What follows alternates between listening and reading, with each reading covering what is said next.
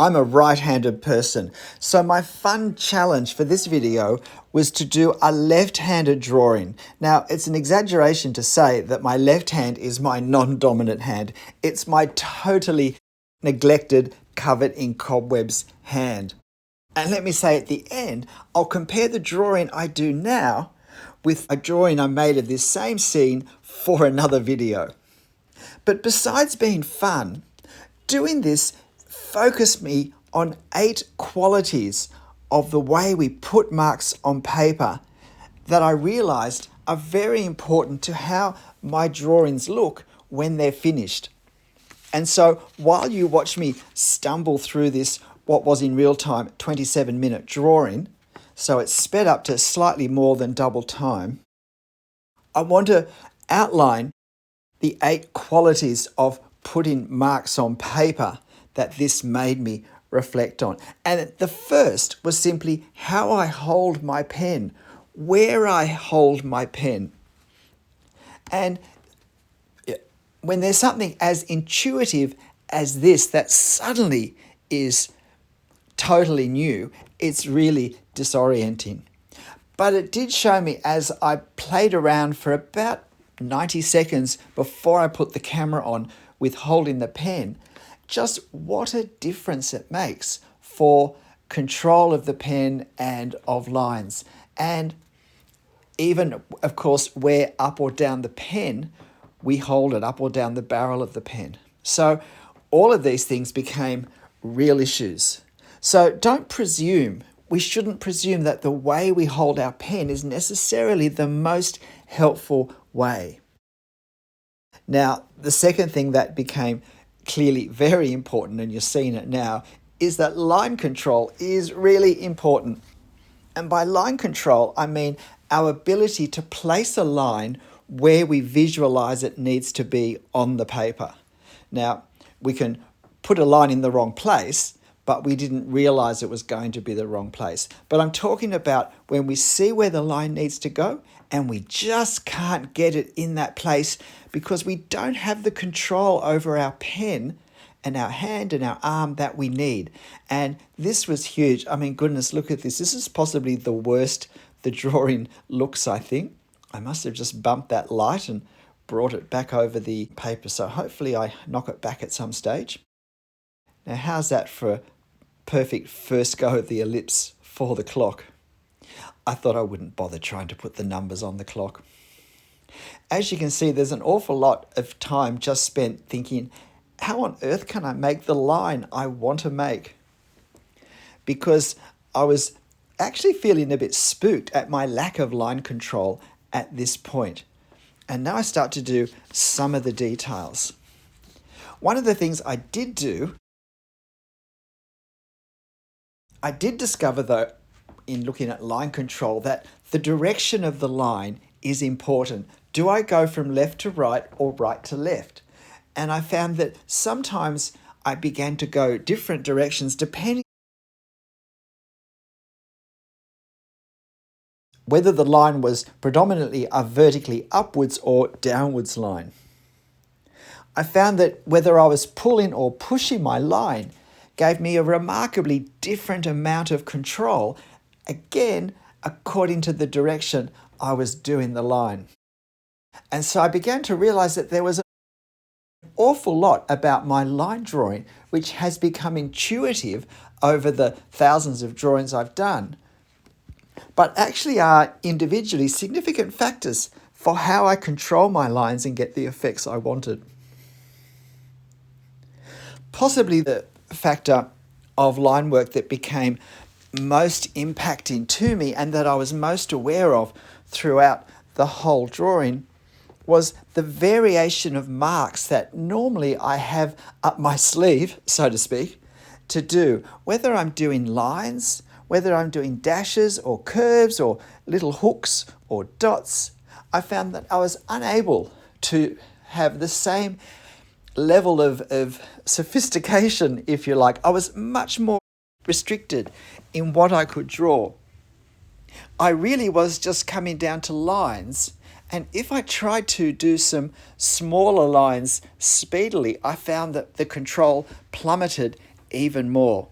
And just look at these trees where I thought to myself, I can do these branches quickly because they don't need to be exact.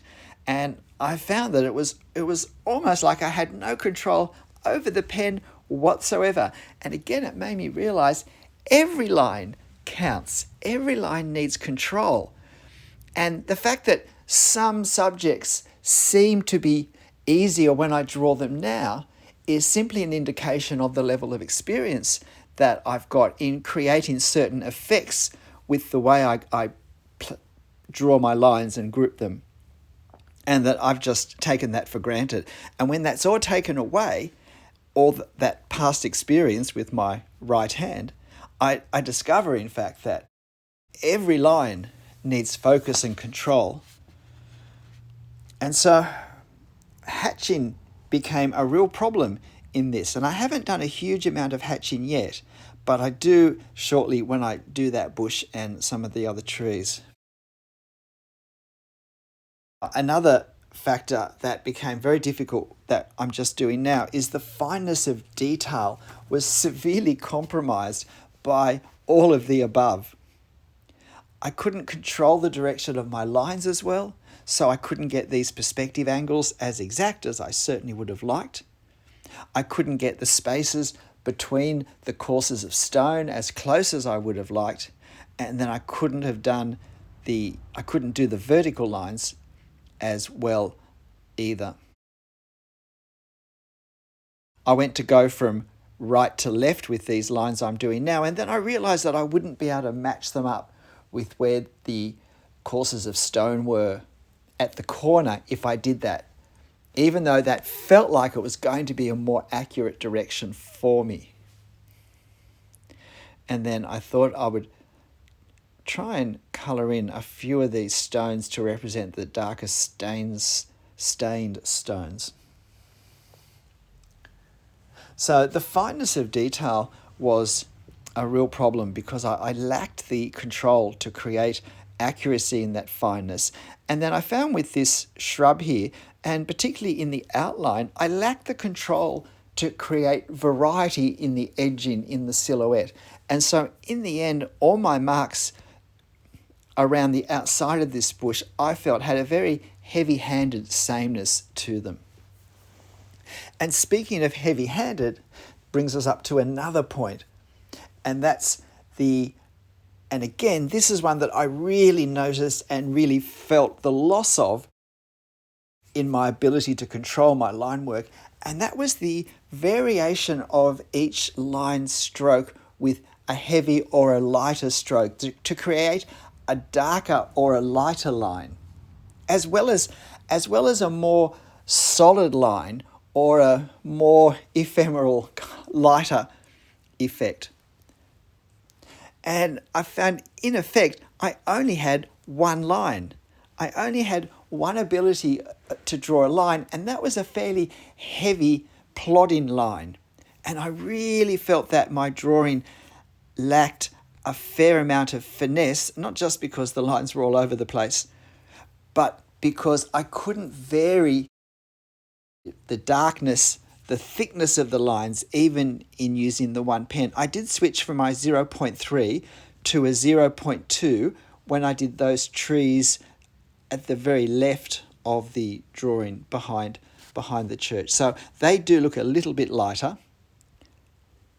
But even within using the one pen, I realized just how much I create variation, subtle variation, in the marks I use and in the weight of those lines. So now I do this hatching, and I mentioned before, see, I'm desperately trying to find a way that it's going to be easier to draw these lines, and I'm starting to feel a bit like anything's worth a try at this point. I would be interested to know whether you think my drawing becomes more accurate as I go along or not. And I say that right as I draw this side entrance that looks like it's about to fall over. But what's your impression? Do you think that, in a sense, I learn and I'm improving in my left-handed drawing as it goes along? or is it basically the same standard the whole way through? That would be interesting to hear. I found that the small amounts of, well, just colouring in, such as in the centre of the windows, was incredibly difficult to do. Those lines up and down became very sloppy and really looked like a toddler had done them. And it made me realise that we really are better off doing every line as an individual line, that we do have more control over that. So now I'm positioning some of the wider elements of the scene. You'll notice when I started, I did also start in the centre or a bit closer to the right hand of over the right hand side, and then I moved towards the left. So I tried to draw in the direction where I wasn't wiping my hand over what I've just drawn. And it did make me realise, in fact, that I have now intuitively always chosen a direction that suits being right-handed, and I had to consciously change that so as not to be smudging what I'm doing as I'm doing it.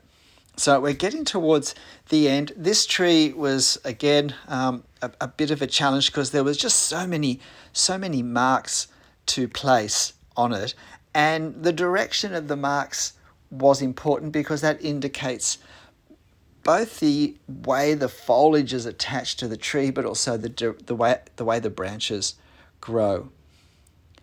And so now I've got some details down the front, and I'm wanting to show foreshortening by the way, the size, the line weight of these. This is probably the thing where I was most successful, just with those bits and pieces on the grass, in varying my lines and my marks and my line weights.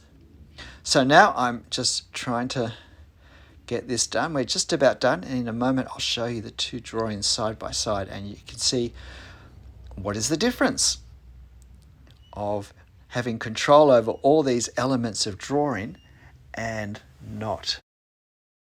So I must admit it was fun, but I'm glad at this point that it's almost over. We can fall into patterns, into habits of drawing, and they can become quite intuitive in that we do it without thinking. And they're not necessarily the best ways to hold our pen. They're not necessarily the full scope of marks that we could make if we thought differently.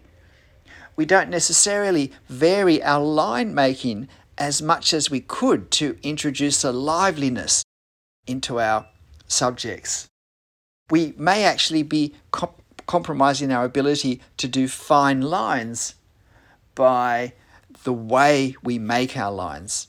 And look, here are the two drawings side by side. What do you think? Well, my left-handed drawing is on the left and my right-handed drawing is on my right. Look, in some ways, I think the proportions of the tower are better on the left-handed one. I think the proportions of the church are better on the right-handed one. I certainly know which one I'd put on the Christmas card, but what do you think? Love to hear your comments, but what I would really love to hear your comments on is you have a go drawing this photo, which will be on my channel community page, with your non-dominant hand, and then let me know what the experience was for you. That would be great. G'day, I'm Stephen Travers. Look, this was a lot of fun, but it was still a serious exercise, and I can really recommend doing it just to help you focus on how important all of these qualities of line making are for our finished drawing. And pulling the rug out from under us with regards to all of this by drawing with our non-dominant hand is a great way to show us the importance of all these elements of drawing, of mark making. Look, hope you found this interesting, and I hope you give it a go. But look, whatever you draw, however you draw it, whichever hand you use in drawing it, make sure you have fun. I'll see you next time. Bye.